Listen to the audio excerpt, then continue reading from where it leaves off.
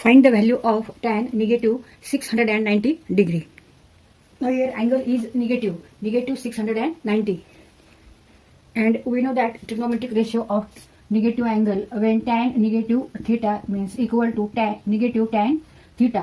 So तुम्हाला इथे हे पाठ हवं की tan negative theta means negative tan theta. Therefore tan negative 690 means negative tan 690 degree.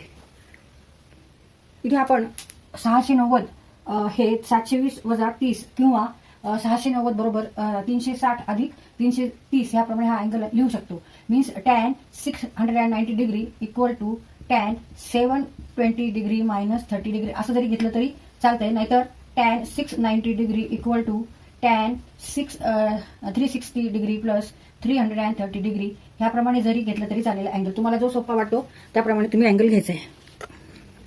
तर आपण 360 अधिक 330 घेऊ.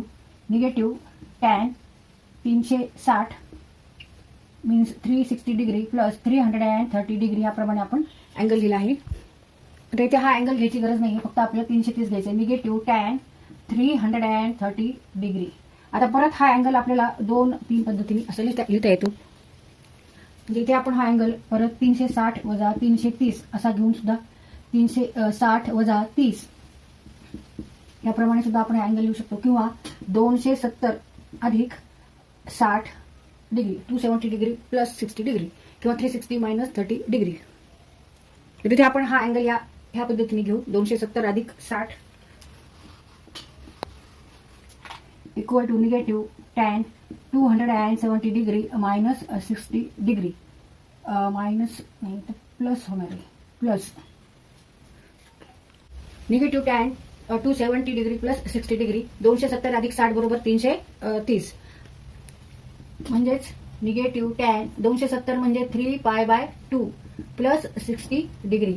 आता आपण कोऑर्डिनेट सिस्टीम काढू आणि कोऑर्डिनेट सिस्टीमवर कोणता अँगल कुठे आहे ते बघायचं. इथे एक्स ऍक्सिस आहे negative X axis, Y axis negative Y axis, O is here, origin 0 and 0 are coordinate of origin. आता हा अँगल जो आहे tan 3π/2 प्लस 60 म्हणजे 270 प्लस 60 हा अँगल कुठे येणार आहे? फोर्थ क्वाड्रंटला येणार आहे. आणि फोर्थ क्वाड्रंटला tan निगेटिव्ह आहे. tan means what? tan means sine upon cos. आणि by definition sine means Y coordinate and cos means X coordinate. आता इकडे सगळे वाय ऍक्सिसवर फोर्थ क्वाड्रंटला निगेटिव्ह आहेत. म्हणजे इकडे साइन निगेटिव्ह आहे, कॉस पॉझिटिव्ह आहे, पण negative divided by positive number means negative number. Therefore tan in fourth quadrant negative. tan is negative in fourth quadrant.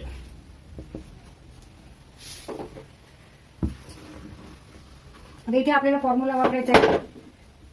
tan in bracket nπ/2 plus minus theta equal to plus minus cot theta. इथे टॅनचं cot झालेलं आहे. केव्हा? when n is odd integer or odd number.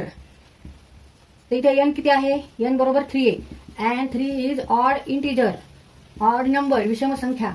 त्यामुळे इथे आपल्याला टॅनचं cot करायचं आहे. आणि थिटा इज हिअर 60 डिग्री. म्हणजे इथे काय होणार आहे? Negative cot 60 degree, negative cot 60 degree. इथे निगेटिव्ह साईन आपण का घेतली? तर हा अँगल फोर्थ क्वाड्रंटला आहे आणि फोर्थ क्वाड्रंटला टॅन निगेटिव्ह म्हणून ते निगेटिव्ह घेतली. पॉझिटिव्ह साईन पण असते, निगेटिव्ह पण असते. पण आपण इथे निगेटिव्ह साईन का घेतली? तर ते क्वाड्रंट वरून ठरवायचं की हा अँगल कोणत्या क्वाड्रंटला आहे. तर हा अँगल जो आहे tan 3π/2 प्लस 60 हा फोर्थ क्वाड्रंटला येतो. आणि फोर्थ क्वाड्रंटमध्ये टॅन निगेटिव्ह आहे म्हणून आपण ही साईन निगेटिव्ह घेतली, पॉझिटिव्ह घेतलेली नाहीये. आणि कॉट थिटा कॉट 60 डिग्री. तर negative positive cot 60 degree. Now cot means what? Cos 60 degree divided by sin 60 degree means cot 60 degree. किंवा cot 60 degree means 1 upon tan 60 degree.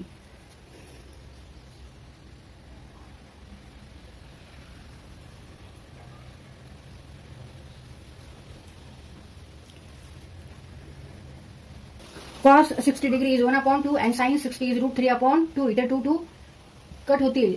Therefore answer is 1 upon root 3. 1 upon root 3. tan negative 690 degree ची व्हॅल्यूची किंमत किती आहे? 1 upon root 3. tan negative 690 degree equal to negative tan 90 degree equal to 1 upon root 3. तर इथे आपला हा क्वेश्चन सॉल्व्ह करून झालेला आहे.